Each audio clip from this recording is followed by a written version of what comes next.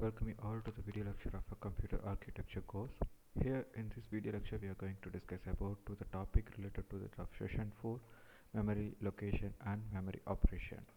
In the previous video lecture we have discussed regarding to the evolution of the processor and functionality of a computers and the performance measurements of a processor. So now in this video lecture we are going to discuss about regarding to the location and operation of a memory. So from this memory location we are going to see how this memory location and the memory operation will be get adapted over in the computer architecture.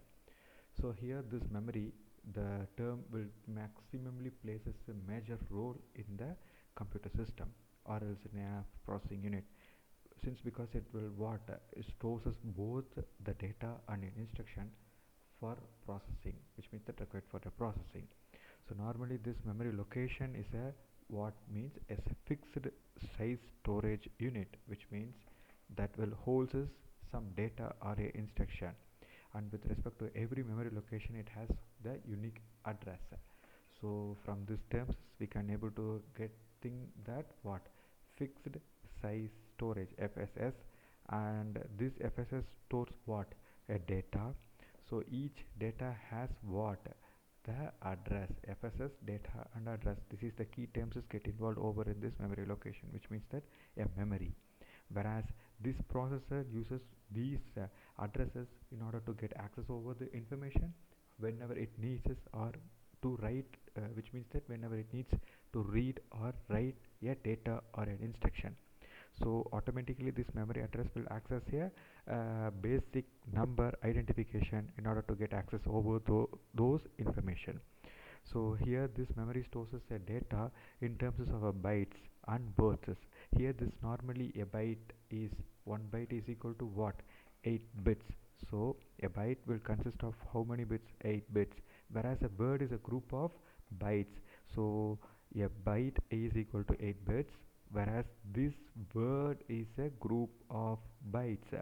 So and its sizes will be dependable based upon to that of what means the processor's architectures, such as the values leads to 16, 32 bits and 64 bit.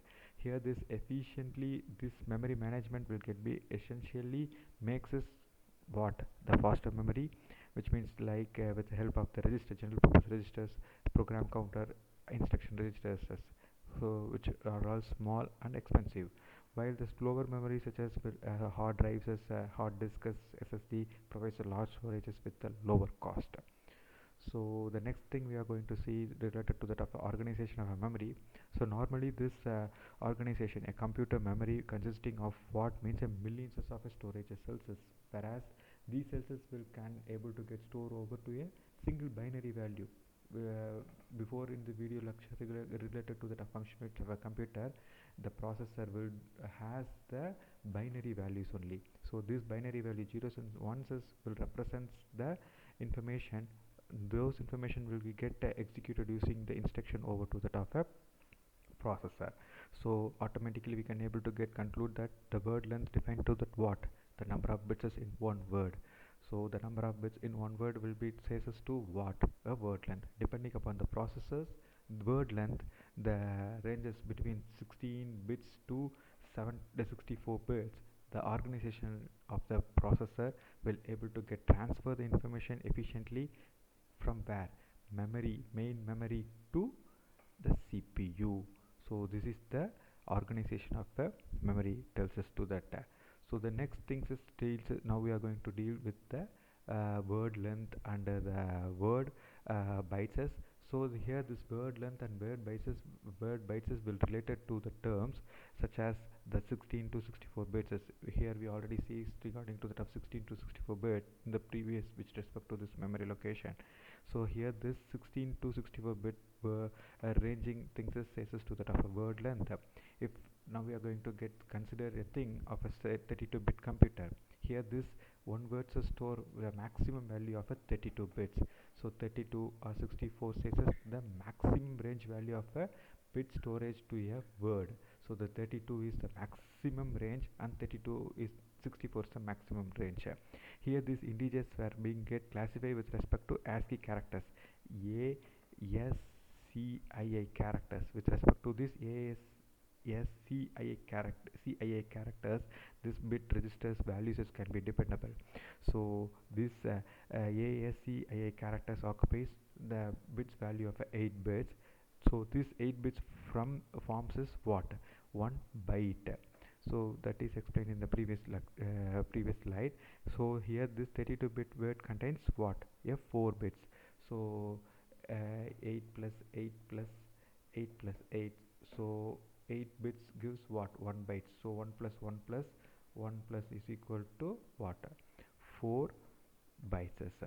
So with respect to these relations to terms of bits, bytes and the word, it is the thing which is important because it is directly influences what the performance of a processor, memory organization and the instruction executions is.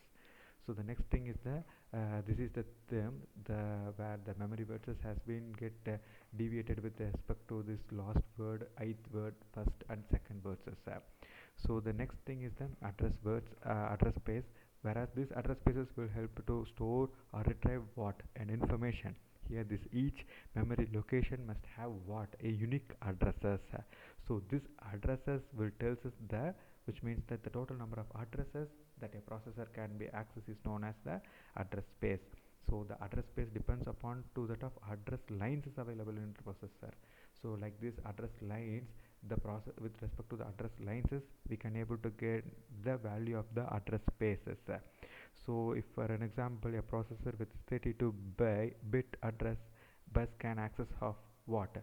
2 to the power 16. Here the n says the bit values, so automatically 2 to the power 16 will gives the 16 million locations, which means the 2 to the power 16 gives us 65,535 memory values, which means my memory location.